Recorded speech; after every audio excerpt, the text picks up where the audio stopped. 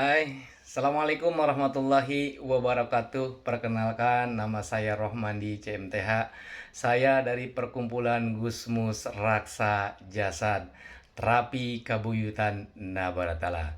Pada kesempatan pagi hari ini, saya ingin menjelaskan tentang sejarah Perkumpulan Gusmus Raksa Jasad. Bagi teman-teman rekan-rekanku semuanya yang ada di Indonesia, di luar Indonesia, yuk kita sama-sama mendengarkan tentang sejarah Perkumpulan Gusmus Raksa Jasad. Gusmus Raksa Jasad merupakan salah satu warisan budaya Nusantara yang berasal dari Sumedang, Jawa Barat. Dan hingga kini belum banyak dikenal oleh masyarakat luas. Keilmuan ini memiliki nilai historis, spiritual, dan sosial yang kuat. Pemerintah menetapkan sebagai warisan budaya tak benda nasional. Istilah Gusmus Raksa Jasad mengundang makna yang mendalam. Gusmus merujuk pada tokoh pengembangan keilmuan di masa kini, yaitu Agus Muslim, yang sejak tahun 1997 berperan aktif dan mengembangkan dan menyebarluaskan ajaran ini kepada masyarakat luas. Sementara itu, Raksa Jasad berasal dari kitab Nabaratala yang berarti ilmu memelihara dan menjaga jasad atau tubuh, baik secara fisik maupun batinnya. Kitab Nabaratala merupakan sumber utama keilmuan Gusmus Raksa Jasad. Kitab ini memiliki 3 pokok ajaran. Satu, yaitu ilmu ketunggalan yang berporos kepada Tuhan yang Maha Esa. Nata diri, nata negara sebagai pedoman menata diri dan lingkungan. Serta raksa jasad sebagai ilmu pemelihara tubuh dan kehidupan. Sejarah Gusmus Raksa Jasad berawal dari perjalanan Maulana Malik Ibrahim yang berasal dari Yasrib. Beliau melakukan perjalanan ke Gujarat menuju Nusantara, yaitu membawa kitab Hayatul Patah sebagai kitab petunjuk hidup yang berisi ajaran pengabdian manusia kepada Allah Subhanahu wa Ta'ala. Pada tahun 641 Masehi, Maulana Malik Ibrahim tiba di wilayah Salaka Negara, mulai menyebarkan ajaran tersebut kepada masyarakat setempat. Dalam perjalanan, Maulana Malik Ibrahim bertemu dengan Bratadewa.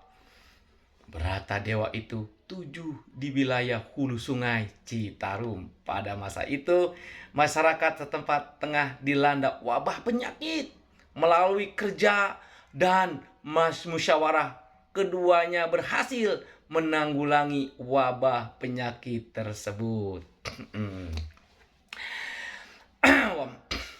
Kondisi ekonomi masyarakat dari hasil musyawarah tersebut, kitab Hayatul Patah digabung dengan kitab Sabta Daya Ing Raga Sampurna, yaitu milik Bratadewa. Penggabungan ini melahirkan kitab Nabaratala yang diawali dengan 7 kalimat pembuka, dikenal sebagai Sabta Pangrisa Waluya, yaitu 7 prinsip hidup untuk mencapai kesejahteraan lahir dan batin. Pada generasi berikutnya, keilmuan kitab Nabaratala dikembangkan oleh Prabu Aji Putih dan dituliskan oleh Prabu Taji Malela. Pada masa ini, ajaran kitab Nabaratala mengalami penyesuaian dan dikenal dengan nama Badadharma Raja Bukcipaku. Selanjutnya, Prabu Taji Malela menyempurnakannya menjadi ilmu kesumedangan, Insul Madan, Insun Medang, Insun Madangan. Ajaran ini kemudian diwariskan secara turun-menurun dan menjadi pengembang hidup para raja Sumedang. Oke.